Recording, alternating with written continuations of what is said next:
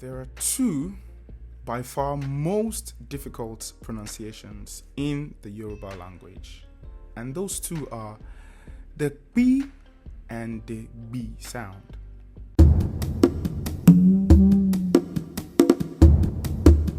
Now the problem is, most people when they want to pronounce the P sound, they go with P.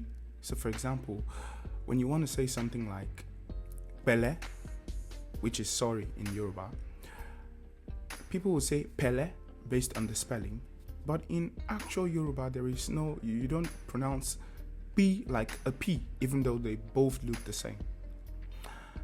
The same thing with the B sound. Most people will say gb, gb. I know that sounds funny, but the thing is, even though it has G and B in them, it's not pronounced gb, rather it's gb.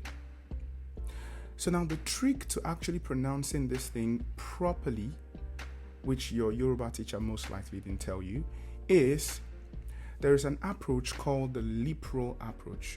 You're not going to find it anywhere else, trust me. I call it the lip roll approach because I've used this to teach a number of people how to pronounce these two words properly. For example, in the P sound, you have a combination of two actual sounds. For example, you have a combination of the ki, which is the K in English alphabet, and the initial lip roll. For example, it's so if you want to lip roll, for example, this is how you do it. You do right. So instead of going on doing, you just pick the initial sound, and then at the back of your soft palate you add your k, and then together you go. So that's how you pronounce P sound. So whenever you want to say Pele next time, instead of saying Pele, you just remember this, you add your key sound and your initial lip roll, and then you go Pele, Pele, Pele.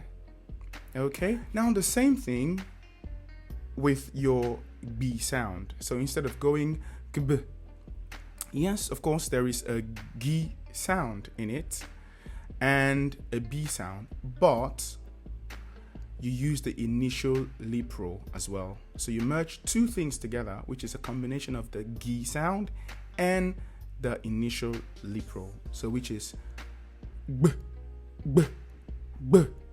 So behind your soft palate as well, you're going with G and initial lip roll. B, b. So together it's pronounced B, B, B. Just like you have in names like Bolaon, Gbadebo, or in words like Ba, which is to take.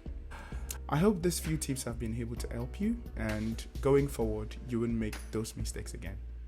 Till I see you next time, Ireo.